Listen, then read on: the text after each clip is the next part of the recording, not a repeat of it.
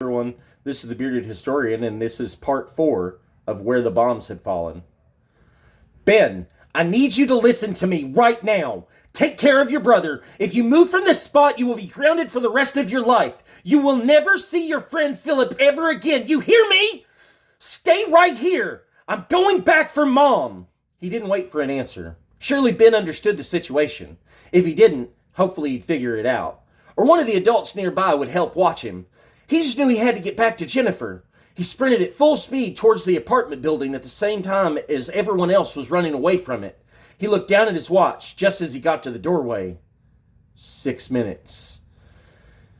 The same amount of time that Jennifer had said before, but he hadn't even gotten to her yet.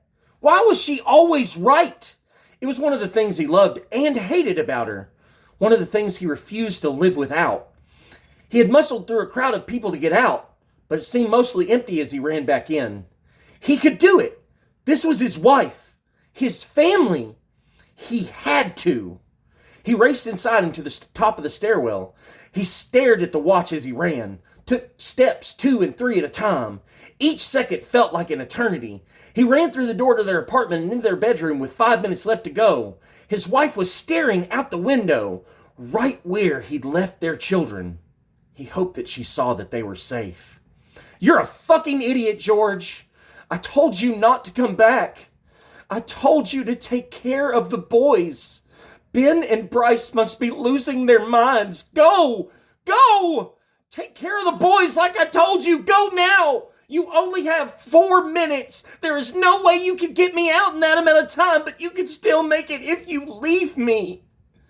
He ignored every single word that she said and wrapped his arms around her, threw her over his shoulder, and tried to carry her out. He didn't grab the crutches, didn't grab anything. Everything was replaceable, everything except her. He just needed to get down the stairs. She screamed at him to put her down and go. She had a broken leg with a bad infection. She was already dying. She had to go. He needed to get out.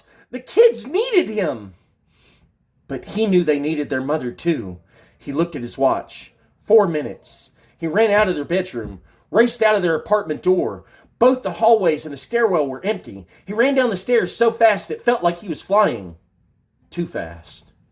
Focused only on getting out, he barely noticed the crying little boy at the bottom of the stairs in time to shift his weight and not land on top of him. But instead, he landed directly on his shoulder. Immediately heard a crunch and felt his entire body blossom into screaming pain as he dropped Jennifer. It overwhelmed him, and he grabbed his shoulder, forgetting momentarily the imminent danger of the situation that they were in. And this is the end of part 4.